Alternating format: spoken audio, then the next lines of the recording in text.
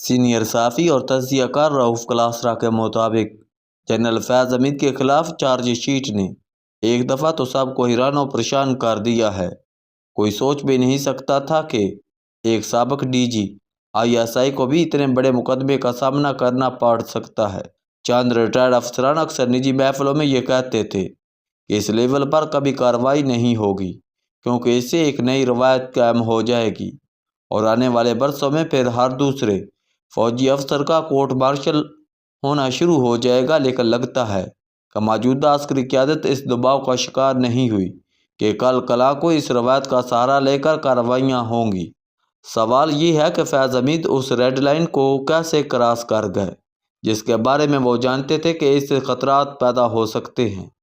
شاید فیض حمید کو یہ لگتا تھا کہ ان کے ساتھ دھوکہ ہوا ہے، لہذا وہ بدلے کے چکر میں بہت دور تک نکل گئے۔ اگر آپ اس پورے معاملے کو سمجھنے کی کوشش کریں تو آپ کو لگے گا کہ جنرل فیض حمید کے ساتھ جو وعدے کیے گئے تھے وہ پورے نہیں ہوئے۔ اب آپ پوچھیں گے کہ یہ وعدے کس نے کیے تھے اور وہ کون سے ایسے وعدے تھے جو پورے نہ ہونے کی صورت میں انہوں نے اپنی جان بھی داؤ پر لگا دی۔ ہوا کچھ یوں تھا کہ جنرل باجوہ دراصل general Kayani school of thought سے تعلق رکھتے تھے اور ان کے قریب بھی رہے۔ جنرل باجوہ نے پہلے دن سے سوچ رکھا تھا کہ وہ 3 سال بعد گھر نہیں جائیں گے۔ ان کے ذہن میں کچھ منصوبے تھے جو وہ 3 سال میں پورے نہیں کر سکتے تھے۔ انہیں ان کاموں کے لیے 6 سال درکار تھے، لیکن انہیں بہت جلد یہ اندازہ ہو گیا تھا کہ وزیر اعظم نواز شریف انہیں مدت ملازمت میں توسیع نہیں دیں گے، کیونکہ نواز شریف نے کسی بھی جنرل کو مدت ملازمت میں توسیع نہیں دی تھی۔ یہی سے جنرل باجوہ کے ذہن میں عمران خان کا نام ابھرا۔ اس سارے منصوبے میں جنرل فیض حمید کا کلیدی کردار بن رہا تھا، جن کا جنرل باجوہ سے پرانا خاندانی تعلق تھا۔ یوں عمران خان کو وزیر اعظم بنوا کر جنرل باجوہ نے 2019 میں خان سے مدت ملازمت میں توسیع لینے کا منصوبہ بنایا۔ ساتھ ہی جنرل باجوہ کی نومبر 2022 میں ریٹائرمنٹ کے بعد فیض حمید کو نیا آرمی چیف بنانے کا منصوبہ بھی تیار کر لیا گیا۔ اس منصوبے میں فیض حمید کو DGC سے پروموٹ کر کے DG ISI لگانا بھی شامل تھا۔ اگست 2018 میں عمران خان وزیر اعظم اور جون 2019 میں فیض حمید DG ISI بنے تو جنرل باجوہ کو مدت ملازمت میں توسیع مل گئی۔ اب اس پوری ڈیل میں دیکھا جائے تو سب سے بڑا جھٹکا فیض حمید کو لگا کہ جب ان کے آرمی چیف بننے کا وقت آیا تو اس سے پہلے جنرل باجوہ اور ان کی ٹیم عمران خان کو ہٹانے پر تل گئی۔ جنرل باجوہ پر دباؤ تھا کہ وزیر اعظم عمران خان تو ابھی سے فیض حمید کو آرمی چیف بنائے بیٹھے ہیں۔ دیگر سینئر افسران جو نومبر 2022 میں آرمی چیف کے تعیناتی کی فہرست میں شامل تھے وہ بھی اس بات پر اپسیٹ تھے کہ ان کے لیے لیول پلینگ فیلڈ نہیں تھا۔ جنرل فیض حمید کیونکہ وزیر اعظم عمران خان کو روز ملتے تھے اور ان کے سیاسی مخالفوں کو فکس کرنے کا کام بھی کر رہے تھے، لہذا وزیر اعظم سمجھتے تھے کہ وہ بہترین جنرل ہیں، باقی جنرلوں سے ان کا براہ راست رابطہ نہ تھا۔ یوں وہ ان کی خوبیوں سے واقف نہ تھے۔ ہر DG ISI وزیر اعظم کے قریب ہو جاتا ہے کیونکہ عہدے کی وجہ سے اسے وزیر اعظم کو براہ راست بہت سارے معاملات رپورٹ کرنا ہوتا ہے۔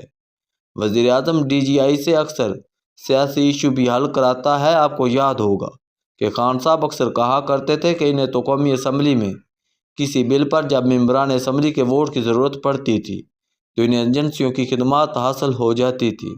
جنرل فیض حمید نے عمران خان کے کہنے پر سیاسی مخالفین اور میڈیا اینکرز اور مالکان تک سب کو فکس کر دیا تھا۔ اس وقت اگر ٹویٹر پر عمران خان کے خلاف کوئی ٹویٹ ہوتا تھا تو بھی فیض حمید کی ٹیم کو کہا جاتا ہے کہ وہ فون کر کے ٹویٹ ڈیلیٹ کرائیں۔ وزیر اعظم آفس میں عمران خان کی سوشل میڈیا ٹیم یہ کام کرواتی تھی۔ سکرین شاٹس بھیجے جاتے تھے، دھمکی آمیز فون کیے جاتے تھے۔ اگر کچھ صحافی آگے سے مزاحمت کرتے تھے تو ان کے مالکان کو کہا جاتا تھا کہ وہ اسے کہیں کہ ٹویٹ ڈیلیٹ کرے یا خود کو نوکری سے فارغ سمجھے۔ فیض حمید نے جو چسکا عمران خان کو لگا دیا تھا اس کے بعد وہ کسی اور کو چیف بنانے کا سوچ ہی نہیں سکتے تھے۔ فیض حمید ان لوگوں میں سے تھے جو ہمیشہ یس باس کہتے تھے۔